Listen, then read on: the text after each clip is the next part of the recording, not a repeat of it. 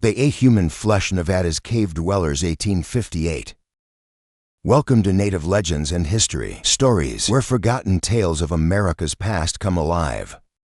Subscribe now to uncover the dark secrets buried in the shadows of the American frontier. Run the elders scream. Pierce the night as dozens of Paiute warriors sprinted through the Great Basin desert, their torches illuminating bloody tracks in the sand. Behind them, inhuman howls echoed from the mouth of a massive cave. Inside, 26 red-haired warriors fought desperately as flames consumed everything. The cave, once their hunting ground, would become their tomb. This wasn't just another tribal conflict. In Nevada's history, this was the culmination of a war between the Paiute people and a tribe of cannibals who had terrorized them for generations. The story of this final battle, preserved through oral tradition, would later be documented by Sarah Winnemucca, a remarkable woman who witnessed her own people's struggle for survival in the American West. Born near Lake Humboldt in northern Nevada in 1844, Sarah was the granddaughter of Chief Truckee, a visionary leader who chose cooperation over conflict after befriending explorer John Fremont in 1843. Chief Truckee fought alongside the U.S. Army in the Spanish-American War and fostered peaceful relations with white settlers moving into Paiute territory. By 1858, at just 14 years old, Sarah and her sister found themselves living with Major William Ormsby's family near Carson City, Nevada. The Major led the local militia of settlers, and under his roof the girls learned English with remarkable speed, thanks to the family's kindness. "We learned the English language very fast, for they were very kind to us," Sarah would later write about that time in 1858. Their presence symbolized the unique peace between the two communities. Along the Carson River, 21 settler families had established their homes, creating a diverse tapestry of frontier life. The Olds family claimed the uppermost territory, with their cattle grazing on the rich riverside grass. The Palmers and Jobs followed downstream, their children often seen fishing along the banks. Dr. Daggett maintained his medical practice in a modest cabin, while Van Sickle lived alone, trading with both settlers and natives. Thornton's household stood out with its 2 wives. Not lived alone in his modest cabin, keeping to himself. Even more remarkable were the Roos brothers, one managing 3 wives, the other 5. Their large families contributing significantly to the growing settlement. The 3 Sids brothers shared a bachelor's home, followed by the solitary Gilbert, who worked as a blacksmith. Aldrich ran the local trading post with his family's help. After Major Ormsby's prominent residence came the Adams brothers' farm, then a succession of others. The Jones family with their prized horses, the Millers who operated the grain mill, the lone settlers Brown and Elsie, the Ellis family known for their hospitality, the Williams brothers who trapped fur, and finally the Cole and Black families who maintained the southernmost ranches near Humboldt Lake. These early years marked a unique period of cooperation. The Paiutes traded their swift horses for the settlers, guns establishing a mutually beneficial relationship. No livestock disappeared from the settlers' lands. No property was stolen, a peace that seemed unbreakable. Even as more wagons arrived carrying new settlers, the Paiutes maintained their generous spirit, never demanding compensation for sharing their ancestral lands. Each evening, as Sarah finished her lessons with the Ormsby family, she would often sit with the elders of her tribe, who gathered near Carson City.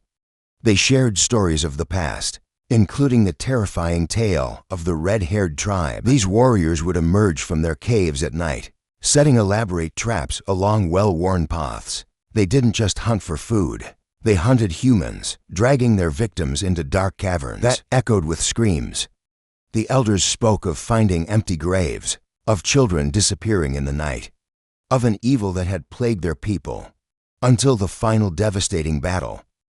By 1859, the Great Basin's landscape had transformed beyond recognition. Mormon wagon trains snaked through Carson Valley in ever-increasing numbers, establishing settlements that would grow into the bustling Carson City.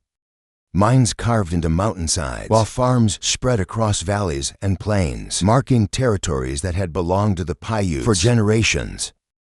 White settlers now called this land home, building stores, trading posts, and homesteads wherever resources allowed. Sarah and her sister continued their life with Major Ormsby's family, while their parents and the rest of their people made camp at Pyramid Lake. The sisters found themselves caught between two worlds, their traditional life with the Paiutes and their adopted home with the settlers. Though separated from their parents, they took comfort in the kindness of the Ormsbys, who had become like a second family.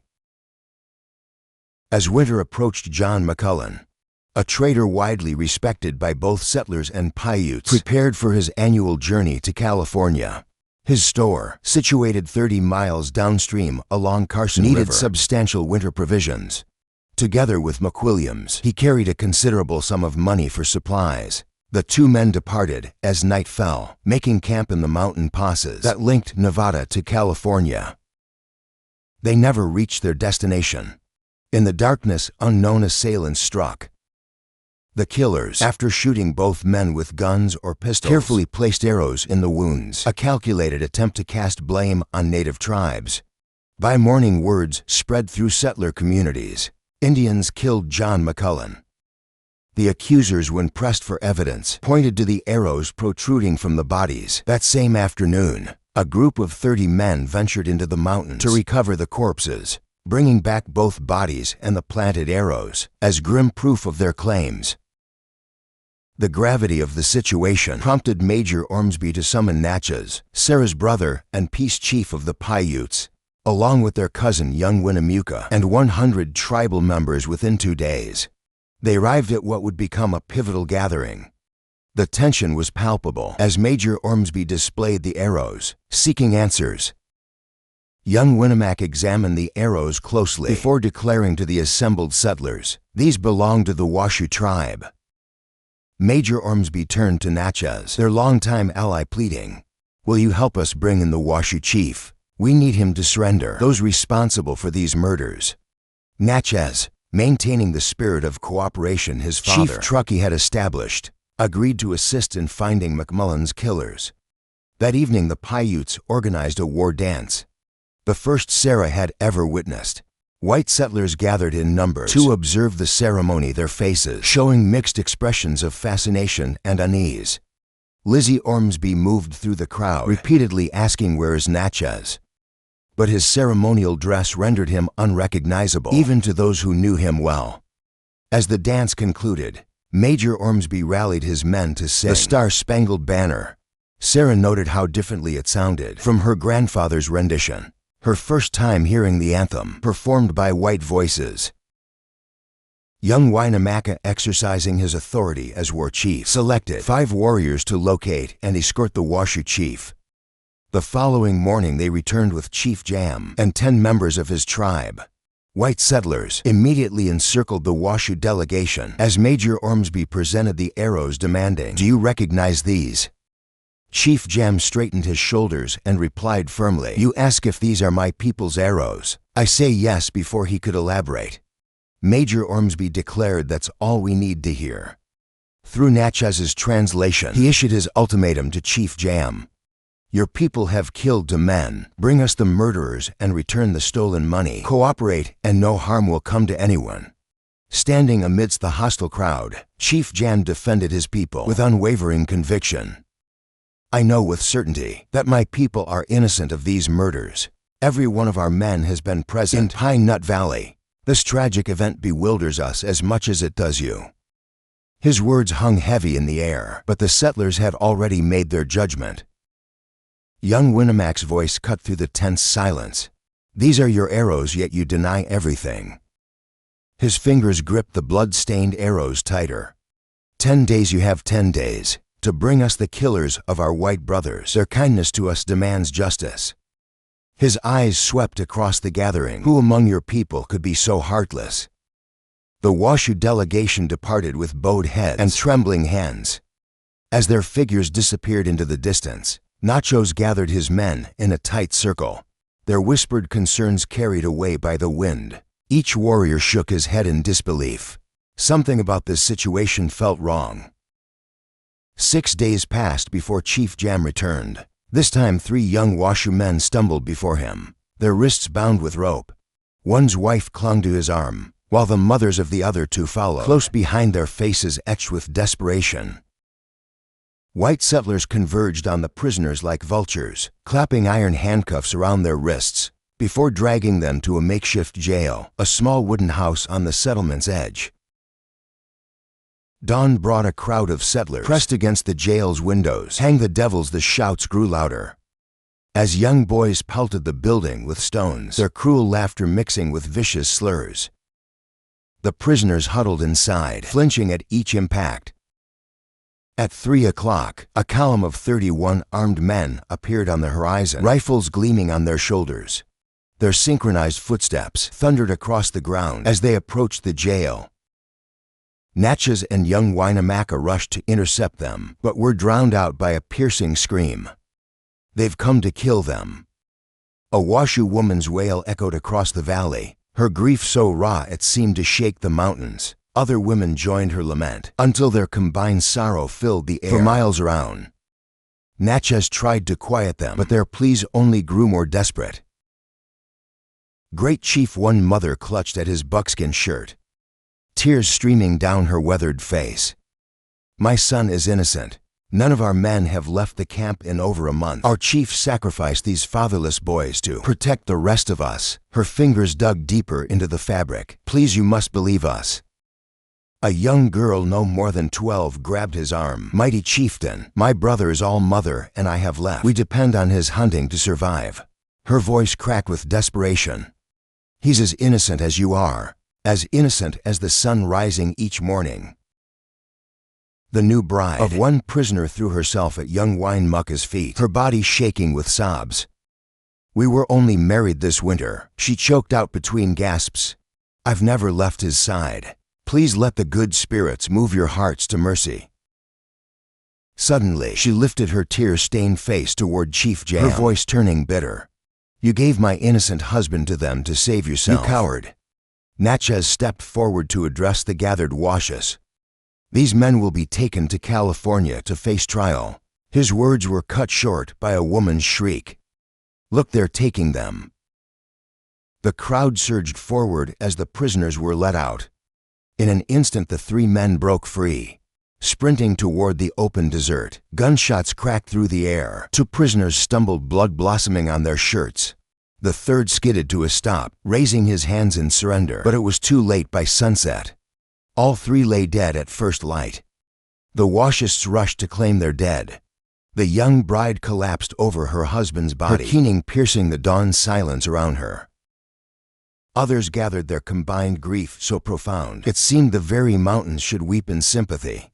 Their tears soaked the earth, where 3 innocent men had fallen, sacrificed to appease the settlers' demand for justice.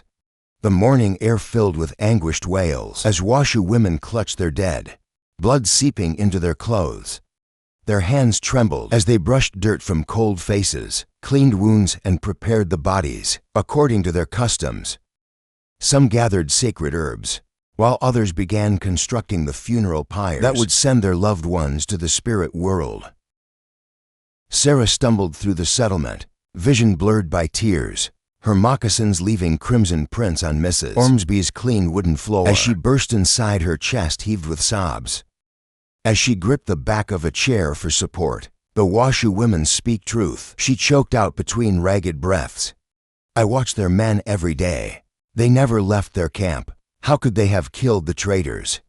Her words tumbled out, desperate to convey every mother's plea, every wife's cry, every sister's desperate appeal she had witnessed. Mrs. Ormsby continued, her mending needle flashing steadily through fabric. "The arrows tell their own story, child," she replied without looking up, her voice carrying the weight of certainty. "Their chief brought them himself. These matters are best left to my husband's judgment." When Sarah returned to the execution site, the morning sun cast long shadows across the blood-stained earth. Chief Jam stood with Natchez, his proud shoulders now bent with an invisible burden. He extended a trembling finger toward the bodies being prepared for burial. The women spoke true, his voice cracked like dry timber. "I must confess I killed those innocent men. Their spirits will walk my dreams until I die, bringing darkness to my days and terror to my nights." Each word seemed to age him further, the weight of his guilt etching new lines in his weathered face. Near the bodies, the mother of the wounded prisoner watched her son's labored breathing fade to stillness. Her anguish transformed to fury as she rose, her voice carrying across the gathered crowd. "May the good spirits curse every one of you." She snarled, spittle flying from her lips. "Live long enough to suffer betrayal from these white brothers you trust so blindly." Turning to her daughter, who stood frozen in shock, her voice softened to a broken whisper. "My child, your brother hunts in the spirit world now. No more will his footsteps announce his return from the hunt. No more will his voice call out, 'Here, sister, here is game for you.' The silence of his absence will be your only companion." The Washes followed their ancient customs, building elaborate funeral pyres from carefully selected wood. As smoke carried their dead to the spirit realm, Sarah's little sister collapsed, her small body burning with fever born of grief. For days she lay delirious, calling out for the dead in her dreams. 2 days after the executions, Major Ormsby dismissed his men with curt nods. Young Winnemucca departed with them, the weight of recent events visible in his measured steps. Only Natchez remained, his years of friendship with the Ormsbys and mastery of English, making him an essential bridge between two increasingly distant worlds. 14 days passed before the sisters could return to their mother. Winter had claimed the mountains where Virginia City would later stand, transforming their pine nut gathering grounds into a vast white silence. The snow fell endlessly as if nature itself tried to blanket the recent bloodshed. The peace was shattered when Chief Jam appeared at their camp, frost clinging to his hair. His news landed like stones in still water. "The true killers of McCullen and McWilliams have been captured," he announced, his voice bitter as winter berries. Major Ormsby himself confirms it. "They've hanged 2 men in California for the murders." His eyes, once proud, now burned with barely contained rage. "I've come to demand payment for my innocent men." Nachos met the chief's gaze without flinching. "You sacrificed your own people to appease the settlers' thirst for vengeance," he said, each word deliberate as a knife stroke. "You gave up those men, a new husband torn from his bride's arms, a beloved brother who fed his family, a son who was his mother's pride. Their blood stains your hands, not ours. We acted as peace demanded, as the white men would have done for us. If you seek compensation, look to your own conscience." This marked the Washes' first and only conflict with white settlers, but the price of that peace was 3 innocent lives, countless broken hearts, and a trust that, like the dead, could never be restored. The episode stood as a stark reminder of how justice, twisted by fear and prejudice, could strike down the innocent while the guilty walked free. The day after the execution of the innocent Washoeman, Natchez determined to investigate the Williams case himself. Recognizing the Washoe chief had no means of swift travel, he provided him with a horse, the first the impoverished tribe had ever possessed. 10 warriors accompanied Nachos on this mission, though none could have foreseen how their search for justice would uncover an even greater crime. Looking back now, the roots of the 1860 war could be traced to a spring morning that seemed ordinary enough. 2 Paiute girls, barely 12 years old, ventured into the familiar woods near Carson River to gather roots. As dusk approached and they hadn't returned, their parents' concern grew to panic. Words spread through the Indian camp, and soon the entire tribe mobilized for the search. Their tracking skills led them to an unexpected destination, the trading post of the Williams brothers, situated uncomfortably close to their camp. "We haven't seen your children," the brothers insisted, their faces betraying no emotion. "Search our house if you wish." The Paiute search party combed through every visible corner of the property. Despite their thoroughness, they found no trace of the girls. Days of increasingly desperate searching followed, until the grieving families nearly accepted the unthinkable, that their daughters were lost forever. A chance encounter broke the case wide open. One morning, a lone Indian rider approached the Williams cabin, his horse catching the brothers' interest. They quickly proposed a trade: 1 gun, 5 cans of powder, 5 boxes of caps, and 5 bars of lead for the horse. The rider, after some negotiation, agreed. The brothers led the horse to their stable, then disappeared inside their cabin to fetch the promised items. They returned with the gunpowder and caps, but refused to hand over the lead. When the rider rejected the incomplete payment and moved to reclaim his horse, the brothers unleashed their dog. The animal's attack drew a cry of pain from the rider, but his shout elicited something unexpected, children's voices responding from somewhere below. Blood running cold with realization, he abandoned the trade and raced back to camp. The truth of the missing girls finally revealed. Natchez and a group of warriors stormed the cabin, the girls' father leading the charge. The Williams brothers maintained their denials, even as tension filled the room. Suddenly the girl's brother snapped. His rifle swung in an arc, catching one Williams in the head. As he turned to strike the second brother, something extraordinary happened. One of the Williams dropped to his knees, revealing a trap door beneath his feet. The father descended into the darkness, his eyes slowly adjusting to reveal a nightmarish scene. His daughters lay on a small bed, rags stuffed in their mouths, their eyes wide with recognition and relief. He tore away their gags and carried them into the sunlight, where their condition spoke volumes about their days of captivity. The sight of the abused children sparked immediate action. The Williams brothers fell dead within moments, their cabin consumed by flames. These were the same men who would later be confused with McMullen's killers, their true crimes obscured by the chaos that followed. 3 days later, a different version of events spread through settler communities. Bloodthirsty savages murder innocent, hardworking traders. The cry for vengeance reached California, but with no army troops available, Major Ormsby assembled 160 volunteers. They arrived with guns ready, demanding surrender without seeking explanation. The Paiutes refused to hand over the father and brother who had rescued the girls from their tormentors.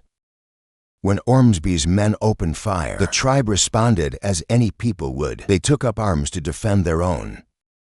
The first shots of the 1860 war echoed across Nevada, born not from savagery, but from a father's desperate fight to save his children from monsters who wore the mask of civilization.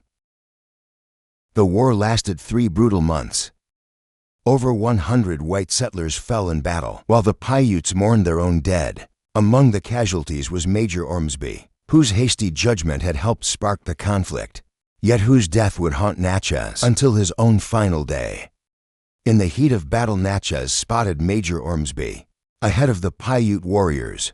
The major dropped his weapon, hands raised in surrender. "Please," he begged, recognition flashing in his eyes. "Drop when I fire," Natchez shouted above the chaos. "I'll shoot over you," but panic froze the major in place.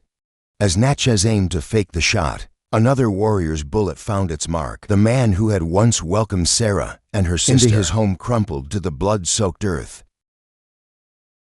12 miles from the main battle, Judge Broomfield, his servants, and a Spanish traveler huddled in their cabin, neutral in the conflict. Natchez stood alone at their door, wielding a wooden club against his own people. Warriors fell back under his strikes until finally retreating, leaving the cabin's inhabitant